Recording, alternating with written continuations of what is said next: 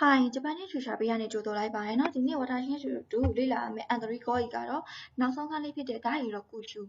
ပြောကမယ်လေးရမြောက်နေပဲဖြစ်ပါတယ်ခေါင်းစဉ်လေးကခုမီအာဝါဆဲတော့ခုတူပါပေါင်းဆက်ခုတူပါလေးကိုလေ့လာမှာပဲဖြစ်ပါတယ်ဘာကြီးလဲဥပမာ demas aimas demas နဲ့ aimas နဲ့ကိုပေါင်းပြီးတော့ထွက်တယ်နဲ့တွေ့ရနဲ့ကိုပေါင်းပြီးတော့ဓာတ်ရီဆိုပြီးတွေ့ဆုံစီးခြင်းဆိုပြီးအဲ့လိုမျိုးပေါင်းဆက်ထားတဲ့စကားလုံးတွေကိုလေ့လာမှာပဲဖြစ်ပါတယ်ဒီမှာဝါတာရှိက sky ခတ်တာကိုလည်းပေးထားပါတယ်ဘယ်နေရာမှာဘယ်လိုသုံးရမလဲဆိုပြီးတော့ပေါ့နော်အဲ့လိုလေးမှတ်မယ်ဆိုလို့ရှင်ပို့ပြီးတော့မှတ်မိမယ်လို့ထင်ပါတယ်じゃ一緒に勉強しましょうကျွန်တော်ဆွမ်းပြောသွားတယ်တွေ့ဆုံစီးခြင်းပေါ့နော်で愛ပေါ့နော် demas နဲ့ aimas နဲ့ပေါင်းလိုက်တော့愛တွေ့ဆုံစီးခြင်းဆိုဖြစ်သွားပါတယ်သူကဘယ်လိုနေရာမှာသုံးလဲ理想の人に出会う理想の人に出会うစိတ်ကူးတွေကလူနဲ့တွေ့ဆုံတယ်စိတ်ကူးတွေကလူနဲ့တွေ့ဆုံတယ်ဆိုပြီးတော့စာရှိတဲ့နေရာတွေမှာသုံးပါတယ်နောက်ထပ်တစ်ခု demas နဲ့ဒါကလေးက mukaemas သူတို့နှစ်ခုကိုပေါင်းလိုက်တော့ demukae ခရီးဦးကြိုဆိုခြင်းကိုပြောတာပါခရီးဦးကြိုဆိုခြင်းထွက်ပြီးတော့ကြိုဆိုတယ်ခရီးဦးကြိုဆိုခြင်းမှာဘယ်လိုလေးတွေမှာသုံးလဲ100で迎える100をで迎えるအဲ့ဒါကိုခရီးဦးကြိုဆိုပေါ့နော်နောက်ထပ်တစ်ခု見送りပါ見ますကြည့်တယ်送りဆိုတာကပို့ဆောင်တယ်見送りလိုက်လံပို့ဆောင်ပေးခြင်းပေါ့နော်見送りလိုက်လံပို့ဆောင်ခြင်းသူ့ကို verb အနေနဲ့သုံးမယ်ဆိုရင်見送る100ကို見送るအဲ့ဒါကိုလိုက်လံပို့ဆောင်တယ်နောက်တစ်ခု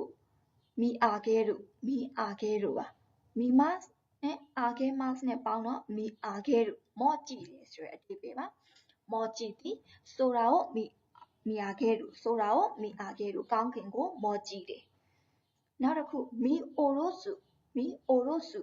見ますကြည့်တယ်下ろすဆိုတာကိုအဲ့တော့見下ろすဆိုတော့ငုံကြည့်သည်ပေါ့နော်တိုရီကို見下ろすလမ်းမကြီးကိုငုံကြည့်တယ်တိုက်ပေါ်ကနေပြီးတော့တနေရာအမြင့်တနေရာကနေပြီးတော့တိုရီကို見下ろすငုံကြည့်တယ်ပေါ့နော်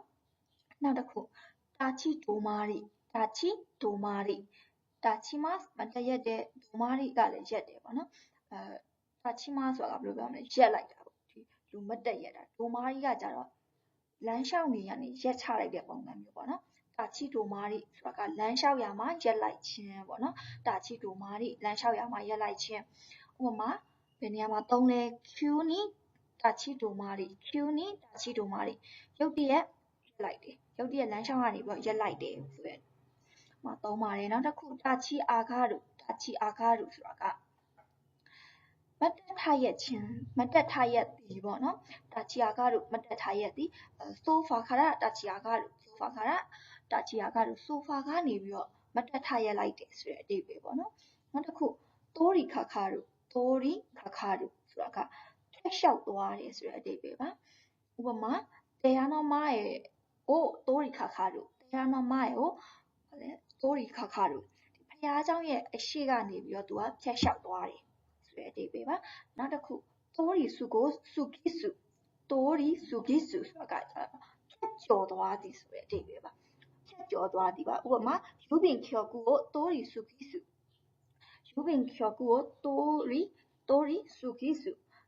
စာကြီးတိုက်ကြီးကိုသူကဖြတ်ကျော်သွားတယ်ပေါ့နော်ဖြတ်လျှောက်သွားတယ်ဆိုတာကကြတော့ဒီဘယ်လိုပြောမလဲခြေကျင်ပေါ့နော်ဖြတ်ကျော်သွားတယ်ဆိုတာကြတော့သူခြေကျင်နဲ့ဖြစ်ချင်ဖြစ်မယ်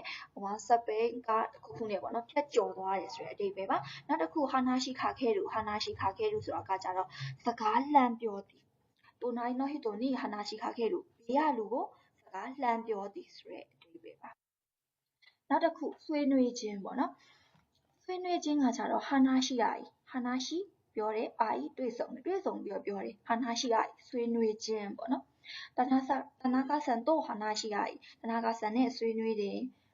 တွေ့ဆုံဆွေးနွေးတယ်တူပါပဲရှီလီအာဆိုတာကတိကျွမ်းခြင်းခေမရာဆန်中村さんとဗာလဲဆိုရင်ရှီလီအာ中村さんとရှီလီအာ中村さんနဲ့တိကျွမ်းတယ်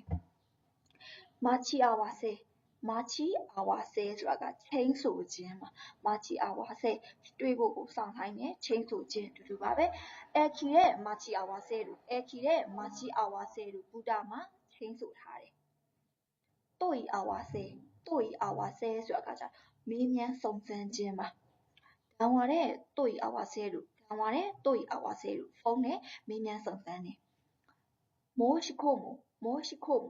လျှောက်လွှာတင်ခြင်း moshikomi ပေါ့နော်လျှောက်လွှာတင်ခြင်း noun ဆိုတော့ moshikomi အဲ့တော့ lyogo gaisha ni moshikomu ဆိုတော့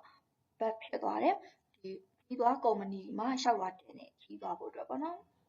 shimekiri ဆိုတာကနောက်ဆုံးသတ်မှတ်ထားတဲ့ရက်နောက်ဆုံးချိန်ကိုပြောတာပါ dash line ကိုပြောတာပေါ့နော်အဲ့တော့ moshikomi ကို shimekiri moshikomi ကို shimekiri ဒီလျှောက်လွှာတင်တာရဲ့နောက်ဆုံးသတ်မှတ်ထားတဲ့ရက်ပေါ့နော်လျှောက်လွှာတင်ဖို့အတွက်နောက်ဆုံးသတ်မှတ်ထားတဲ့ရက်ဖြစ်တယ်ဆိုတဲ့အဓိပ္ပာယ်ပါ ukesuke ဆိုတာကတော့ ukesuke ဆိုတာ file level ကတည်ပြီးသားကောင်းတာကိုပြောတာပါအဲ့တော့ moshikomi ကို ukesuke လို့ moshikomi ကို ukesuke လို့လျှောက်လွှာကိုအဲ့မှာကောင်းတာဆိုတာကလည်းပဲ booking တွေကိုလက်ခံတဲ့နေရာပေါ့နော်တခုခုပစ္စည်းတွေပတ်စံတွေကိုလက်ခံတဲ့နေရာပဲလေအဲ့တော့ကျတော့သူ့ verb ဖြစ်ပြောင်းလိုက်တဲ့အခါမှာ ukesuke လို့လက်ခံသည်ဆိုဖြစ်သွားတယ် moshikomi ကို ukesuke လို့လျှောက်လွှာကိုလက်ခံတယ်ဆိုတဲ့အဓိပ္ပာယ်ဖြစ်သွားပါတယ်နော်နောက်တစ်ခု uketori ဆိုတာကလည်းပဲလက်ခံရရှိခြင်းမှာ uketori လက်ခံရရှိခြင်း mimosu ကို uketori အထုပ်တွေပစ္စည်းတွေကိုလက်ခံရရှိတယ် tori kaeru ဆိုတာကလဲလှယ်သည် kae မှာလဲလှယ်သည် tori kaeru လဲလှယ်သည်အဲ့တော့ ဒန်းချီကို tori kaeru တခဲကိုလဲလှယ်တယ်ပြီးရင် tori kesu ဆိုတာကဖြတ်သိမ်းသည် kesu ဆိုတာကဖြတ်တာ tori kesu ဖြတ်သိမ်းတယ်yoyaku ကို tori kesu booking ကိုဒါလည်းဖြတ်သိမ်းလိုက်တယ်ဆိုတဲ့အဓိပ္ပာယ်ပေါ့ tori dasu ဆိုတာကထုတ်ယူသည် tori dasu ကထုတ်ယူသည်ပါ CD ကို tori dasu CD ပြားကိုထုတ်ယူတယ်နောက်တစ်ခု tobi ဖြစ်သွားပါတယ် tobi dasu ကကြတော့ခုန်ထွက်လာသည်ပါ tori dasu ကထုတ်ယူတယ် tobi dasu ဆိုတာခုန်ထွက်လာတယ်ပါခန်းကြီးလဲကွဲပါတယ် tori ဒါယူတယ် dasu ဆိုတာကထုတ်ပြီးတော့ယူတယ်ပေါ့နော်ဒါက tobi ဆိုတာကပြန်တန်းတယ် dasu ဆိုတာကလည်းထုတ်လိုက်တယ်ပေါ့နော်ခုန်ထွက်လာတယ်ဆိုတဲ့ပုံစံမျိုးပေါ့ tobi dasu ခုန်ထွက်လာသည်ခိုးမို့က tobi dasu ကလေးကခုန်ထွက်လာတယ်လမ်းမှာပေါ့နော်နောက်တစ်ခု tobi komu ဆိုတာကဒိုင်မင်ထိုးချတာကိုပြောတာပါဒိုင်မင်ထိုးချတယ်ပူရူနီတိုဘီခိုမူဒီကူးကန်တဲ့ကိုဗာလဲဒိုင်မင်ထိုးချတယ်ဆိုတဲ့အဓိပ္ပာယ်ပါအဲဆိုလို့ရှိရင်ဒီနေ့လေ့လာတော့တာကတော့ခုမီအဝါဆဲနော်ခုတိုးပါလေးပဲဖြစ်ပါတယ်ပေါင်းဆက်ထားတဲ့စကားလုံးလေးတွေပဲဖြစ်ပါတယ်နားလည်မယ်လို့ထင်ပါတယ်ကျော်မော့ရော်ချင်းချီကို